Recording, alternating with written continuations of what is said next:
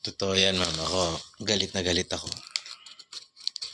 Bilang isang Pilipino, galit na galit ako. Yung mabuting tao, ginanon nila.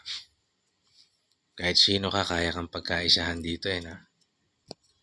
Gamit yung resources ng gobyerno na tayong taong bayan ang putang inang ginigipit.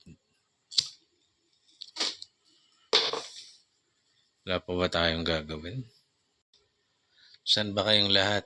Ako kasi naninirahan ako sa lalawigan kung saan hindi pro Duterte ang nakaupo.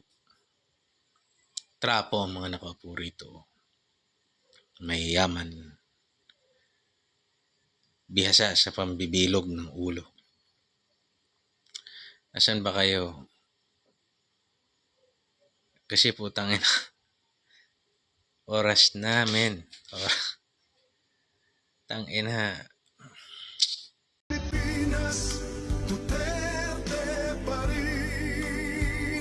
Alam ko video lang yung nakita ko.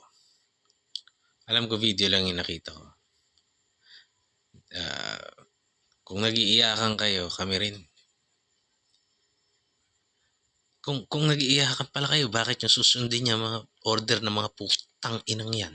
Mga opisyal nyo. Tang ina, dapat ang loyalty nyo sa konstitusyon sa bayan. Alam nyo, pinapaikot tayo minsan, sinasabi nila sa Pangulo, sa lahat ng alipores mo, lahat ng mga appointees mo, lahat ng mga amo mong oligarko, lahat ng mga tuta mo na tatakbo under your banner.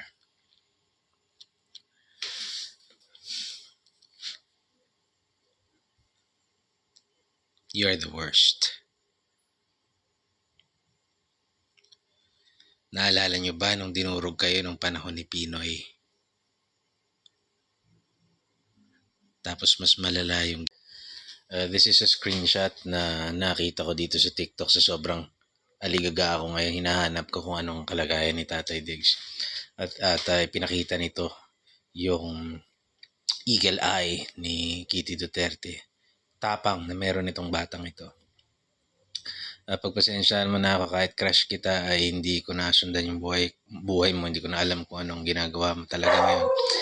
Pero naalala ko nung 18th birthday mo, sabi ni Baste Duterte, maglo ka.